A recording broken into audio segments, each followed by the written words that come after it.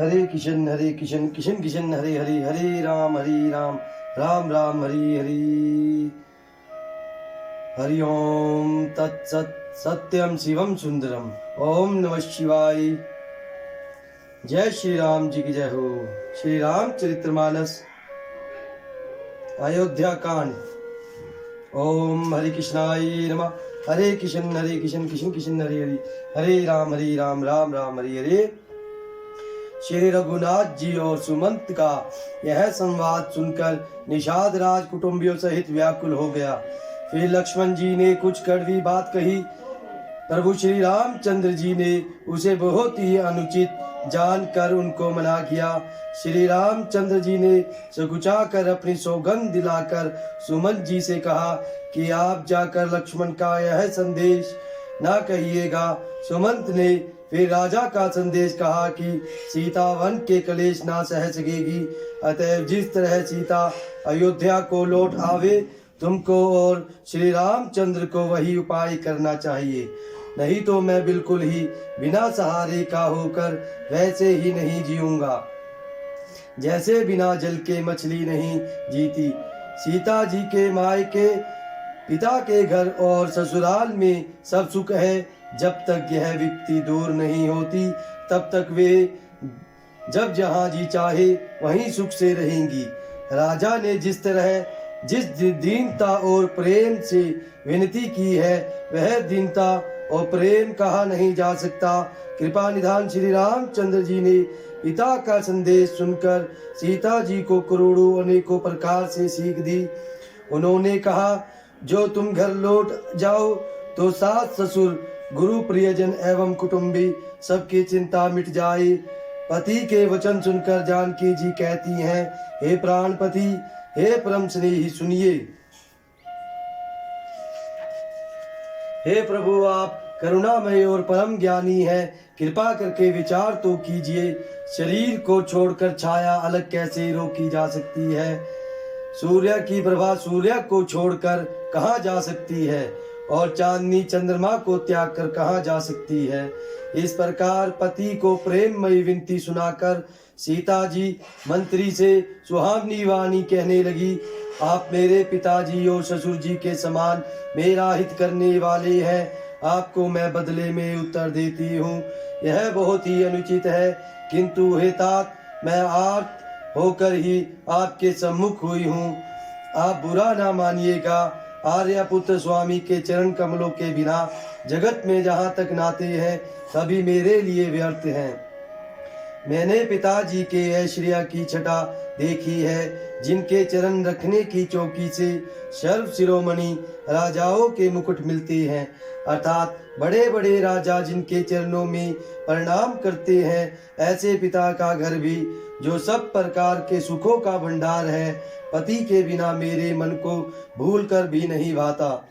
मेरे ससुर कौशल राज चक्रवर्ती सम्राट हैं, जिनका प्रभाव 14 लोकों में प्रकट है। इंद्र भी आगे होकर जिनका स्वागत करता है और अपने आधे सिंहासन पर बैठने के लिए स्थान देता है।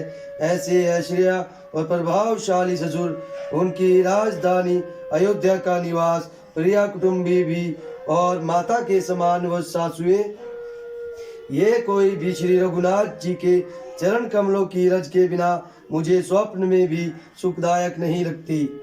दुर्गम रास्ते, जंगली धरती, पहाड़ी हाथी सी, अतः तालाब एवं नदियां, कोल भील हिरन और पक्षी प्राणपति श्री रघुनाथ जी के साथ रहते, ये सभी मुझे सुख देने वाले होंगे। अतः सास और ससुर के पांव पकड़कर मेरी ओर से विनती कीजिएगा कि वे मेरा कुछ भी सोच ना करे। मैं वन में स्वभाव से ही सुखी हूँ। वीरों में अग्रगण्य तथा धनुष और बाणों से भरे तरकस धारण किए मेरे प्राणनाथ और प्यारे देवर साथ हैं। इससे मुझे ना रास्ते की थकावट है, ना भ्रम है और ना मेरे मन में कोई दुख ही है। आप मेरे लिए भूल कर भी सोच ना करें। सुमंत सीता जी की शीतल वाणी सुनकर ऐसे व्याकुल हो गए जैसे सांप मणि खो जाने पर नेत्रों से कुछ सूझता नहीं, कानों से सुनाई नहीं देता। वे बहुत व्याकुल हो गए कुछ कह नहीं सकते। श्री रामचंद्र जी ने उनका बहुत प्रकार से समाधान किया, तो भी उनकी छाती ठंडी ना हुई। साथ चलने के लिए मंत्री ने अनेकों यत्न किए, युक्तियां पेश की, पर रघुनंदन श्री राम जी और उन सब युक्तियों का यथोचित उत्तर देते गए।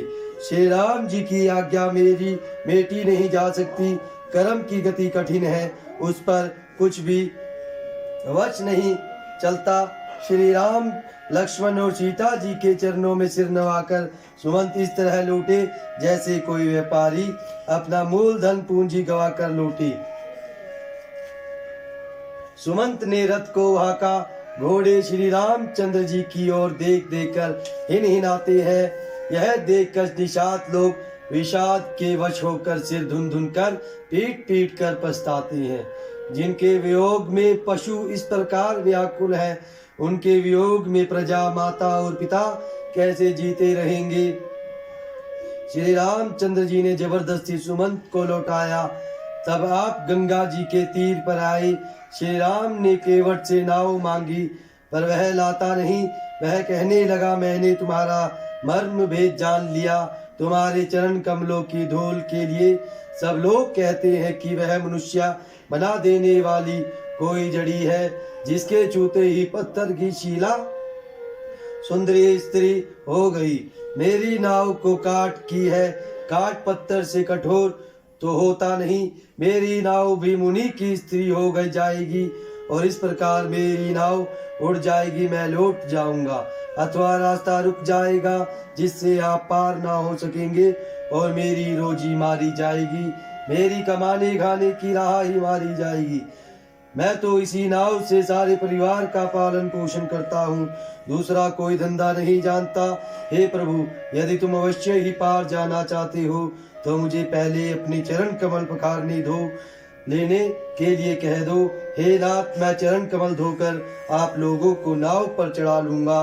मैं आपसे कुछ उतराई नहीं चाहता।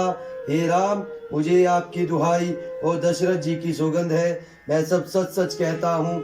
लक्ष्मण भले ही मुझे तीर मारे, पर जब तक मैं पैरों को पखार ना लूंगा तब तक हे तुलसीदास के नाथ, हे कृपालु, मैं पार नहीं उतारूंगा।